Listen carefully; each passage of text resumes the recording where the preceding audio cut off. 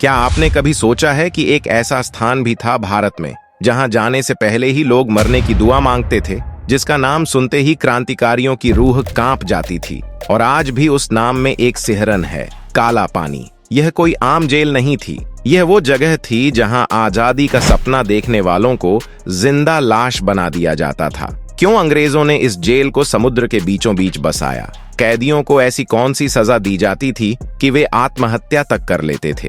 क्यों आज भी इस जेल की दीवारें दर्द से कराहती सी लगती हैं? ये सिर्फ पत्थरों की इमारत नहीं थी, ये था भारत के स्वतंत्रता संग्राम का सबसे डरावना और अमानवीय अध्याय, जहां न सूरज की रोशनी ठीक से पहुंचती थी, न इंसानियत की कोई परछाई, जहां हर सांस, हर दिन और हर रात मौत से भी ज्यादा दर्दनाक होती थी। यहाँ कैदी अकेले नहीं मरते थे, बल्कि उनकी उम्मीदें, उनकी आत्मा और उनका वजूद हर रोज टुकड़ों में तोड़ा जाता था। तो चलिए उस दौर की परतें खोलते हैं जहां आजादी के लिए लड़ने वालों को काला पानी भेजना उन्हें मौत से भी बदतर सजा देने जैसा था। काला पानी या ब्लैक वाटर्स नाम सिर्फ समुद्र की दूरी को ही नहीं दर्शाता, बल्कि उस सामाजिक और सांस्कृतिक विसर्जन की मारक चेतावनी देता था। समुद्र पार जाना हिंदू रीति रिवाजों में जाति से बहिष्कार का संकेत माना जाता था। ये नाम इसलिए भी दिल दहलाने वाला था क्योंकि इसका अर्थ था घर से इतना दूर कि दोबारा लौटने की कल्पना ही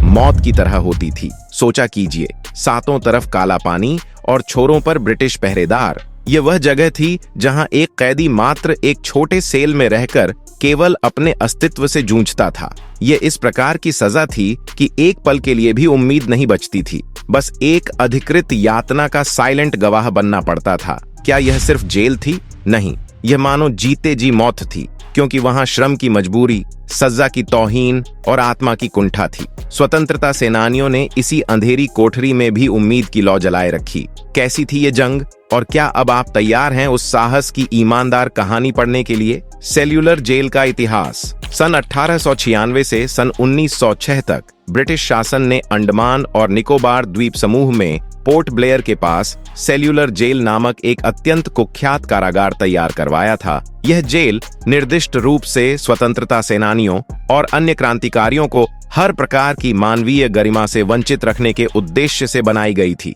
क्यों और कब बनाया गया? 1857 के पहले स्वतंत्रता संग्राम के बाद ही ब्रिटिशों ने अंडमान को एक कारावास स्थल के रूप में चुना। जैसे जैसे आजादी का आंदोलन तेज हुआ, अधिक उच्च संकट कैदियों को भेजना शुरू किया गया और अंततः 1896 में जेल निर्माण की नींव रखी गई। डिजाइन का उद्देश्य, इसका उद्देश्य पैनोप्टिकॉन सिद्धांत का उपयोग करके हर कैदी पर एक अकेले गार्ड की निगरानी सुनिश्चित करना था। कैदी को पता नहीं होता था कि कब उसे देखा जा रहा है, जिससे उसकी हरकतों पर नियंत्रण आसान हो जाता था। सेल्यूलर यानी हर सेल इतनी छोटी और अलग रहती कि कैदी एक दूसरे से संवाद तक न कर सके। इस आइसोलेशन सिस्टम का मकसद क्रांतिकारियों के मनोबल को तोड़ना था। प्रारंभिक कैदियों की संख्या तत्काल 1857 की क्रांति के बाद ब्रिटिशों ने 200 और कुछ वर्षों बाद 733 विद्रोहियों को पहले ही भेजा था। जेल बनने के बाद इसे 197 से 850 मील की दूरी से शताब्दी भर में कई सैकड़ों क्रांतिकारियों से भरा गया। इस तरह सेल्यूलर जेल सिर्फ एक निर्माण नहीं थी, यह अंग्रेजों द्वारा तैयार की गई एक मनोवैज्ञानिक और शारीरिक दमन की मशीन थी, जिसे जानबूझकर विरोध की आत्मा को आहिस्ता से कुचलने के उद्देश्य से बनाया गया था। सजा मानसिक और शारीरिक तोड़ने की मशीन। काला पानी की सजा सिर्फ कैद नहीं, बल्कि एक धीमी, बेरहम तोड़फोड़ थी। ब्रिटिश सरकार जानबूझकर कैदियों को मानसिक और शारीरिक रूप से नष्ट करना चाहती थी, ताकि आजादी की भावना की जड़ें ही मिट जाए। निर्बाध मेहनत का रूटीन कैदियों को नारियल का तेल निकालने वाले पैरवाना चलने, रस्सी बनाने और कोर कसने जैसे अत्यधिक थकाऊ कार्य कराए जाते थे। अधिकांश कैदी मजबूर थे दिन भर पेड़ों और पत्थरों से जगह साफ करने, कोल्हू पर काम करने या रस्सी टोकरी बनाने जैसे दुष्कर कार्यों में भाग लेने को। भूख, अत्याचार और अमानवीयता की हदें सेल्यूलर जेल में कैदियों को केवल शारीरिक नहीं बल्कि मानसिक रूप से भी तोड़ा जाता था। जो कैदी तयशुदा कठोर श्रम नहीं कर पाते थे, जैसे नारियल पेरना, कोल्हू चलाना या रस्सी बनाना, उन्हें भूखा रखा जाता और उसके बाद कोड़ों से बेरहमी से पीटा जाता। ये सज्जा नहीं बल्कि एक मानवता को रौंदने वाली क्रूर परंपरा थी। कई बार कैदियों को घंटों दीवार से पीठ सटाकर खड़ा कर दिया जाता था, जिससे उनकी मांसपेशियां फट जाती थीं। दर्द इतना होता कि कई बार कैदी वहीं बेहोश होकर गिर पड़ते। अमानवीय स्वच्छता और भोजन व्यवस्था भी कैदियों के अपमान और पीड़ा का हिस्सा थी।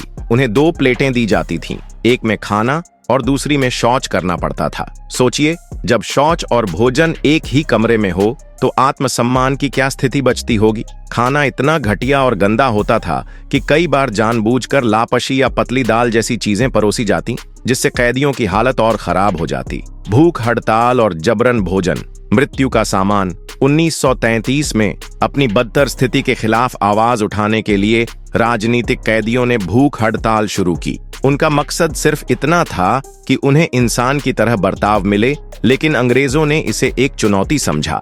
हड़ताल तोड़ने के लिए उन्हें जबरन दूध पिलाया गया, नाक में लोहे की नली डालकर, जिसे फोर्स फीडिंग कहा जाता था। यह प्रक्रिया इतनी खतरनाक और असंवेदनशील थी कि महावीर सिंह, मोहन किशोर, नामदास और मोहित मोइत्रा जैसे कई वीर क्रांतिकारी इसी अमानवीय जबरदस्ती के कारण अपनी जान गंवा बैठे। कैदियों की हालत, कितने गए और कैसे लौटे? लगभग 200 से 400 आजादी सेनानी 1858 से 1860 के बीच अंडमान भेजे गए थे, जिनमें सैकड़ों क्रांतिकारी शामिल थे। इनमें से अधिकांश या तो थककर, बीमारी से या सजा से टूटकर वहीं दम तोड़ बैठे।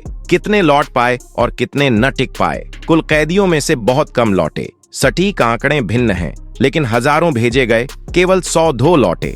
बीमारी, आत्महत्या, पागलपन की मानसिक यातना।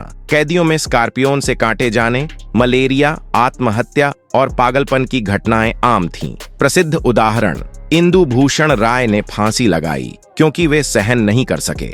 अल्लामा फैज खैराबादी ने भी यातना में दम तोड़ दिया। उनका बयान लिखित में उपलब्ध है, जिसमें उन्होंने जघन्य यातनाओं का वर्णन किया। जेल का सामाजिक और राष्ट्रीय प्रभाव। सेल्यूलर जेल सिर्फ एक कारागार नहीं, बल्कि एक क्रांतिकारी कब्रगाह बन गया, जहां भारत की आजादी के लिए संघर्ष कर रहे वीरों ने अपनी जानें न्योछावर की। अंग्रेजों का मकसद था इन स्वतंत्रता सेनानियों को खत्म करना, लेकिन उनकी उन्नति रोशन हो गई। इस आशंका से ब्रिटिश सरकार ने 1937 से 1938 में राजनीतिक बंदियों को जल्द ही मुख्य भूमि भेजना शुरू कर दिया। जेल की चीखों, भूख हड़तालों और इनकलाब जिंदाबाद के नारे आज भी हमारे स्वतंत्रता संग्राम की आत्मा को गूंजते सुनाई देते हैं। यह जेल भारतीयों को सिर्फ भय में नहीं, बल्कि अपनी मन की ताकत में विश्वास करना सिखाकर लौटा। यही वजह है कि यह अब राष्ट्रीय प्रेरणा का प्रतीक बन गया है। रहस्यमयी किस्से और किस्सागोई, जेल से बचने की कई शाब्दिक और दिल दहला देने वाली कोशिशें हुईं। सबसे मशहूर है मार्सिले के तट पर वीर सावरकर की भागने की कोशिश। समुद्र में कूद गए, लेकिन फिर पकड़े गए। कई कैदियों ने कैद की निराशा से समुद्र में छलांग लगाकर आत्महत्या कर ली। अंग्रेजों को धीमा करना हो तो खुद को मारने का सहारा, यह अंतिम विद्रोह था। जेल में मरे कैदियों के शव सुरक्षा कारणों से सीधे समुद्र में फेंक दिए जाते थे, जिससे कोई स्मारक या अवशेष बनने की संभावना ही खत्म हो जाती थी। ऐसा इसलिए कि उनकी यादों को मिटाया जा सके। इन किस्सों में भय भी है, दर्द है, लेकिन इनसे मानव जज्बे की ताकत झलकती है कि जब सब कुछ छीन लिया जाए, तब भी इंसान अपनी आत्मा से हार नहीं मानता। आज की स्थिति और विरासत सेल्यूलर जेल अब एक राष्ट्रीय स्मारक और संग्रहालय में तब्दील हो चुका है, जहां प्रत्येक ईंट एक वीरों की गाथा बयान करती है। यहां प्रति रात्रि एक भावपूर्ण लाइट एंड साउंड शो आयोजित होता है, जो हिंदी और अंग्रेजी में प्रस्तुत होता है। ग्लोबल विजिटर को भारत की आजादी की लड़ाई की जीवंत झलक दिखाता है। इस शो में जेल के इतिहास को 3D ऑडियो विजुअल के जरिए पेश किया जाता है, एक ऐसी अनुभूति जो श्रोताओं के रोंगटे खड़े कर देती है। प्रवेश टिकट मात्र 50 रुपए बड़ों के लिए और 25 रुपए बच्चों के लिए होते हैं, जो ऑनलाइन या जेल परिसर में आसानी से मिल जाते हैं। कुल मिलाकर सेल्यूलर जेल आज भी एक जीवंत स्मरणोन्नत है, जिसने इतिहास को इस तरह संरक्षित किया है कि हर आगंतुक यहाँ खड़े होकर उन जज्बातों को महसूस कर सकता है। कल्पना कीजिए उन हजारों क्रांतिकारियों की जिन्हें काला पानी की सजा ने तोड़ा, और फिर भी उनकी आत्मा आजाद हवा में जीवित है। क्या हम आम नागरिक आज उनके बलिदानों को भूलकर शांति और स्वतंत्रता को हल्के में ले रहे हैं। स्वराज की असली कीमत कितनी थी, क्या हम उसे अब समझ पाए? इस इतिहास को जानिए, सीजिए और अपने परिवार व मित्रों के साथ साझा कीजिए, ताकि हमें उनकी आत्मा का कर्ज चुकाने का एहसास बना रहे। क्योंकि जब तक हम इसे याद रखेंगे, यही सच्चा सम्मान होगा उनके जज्बातों और देशभक्ति का। अगर यह वीडियो आपको पसंद आया हो तो इसे लाइक और शेयर जरूर करें और चैनल को सब्सक्राइब करना न भूलें।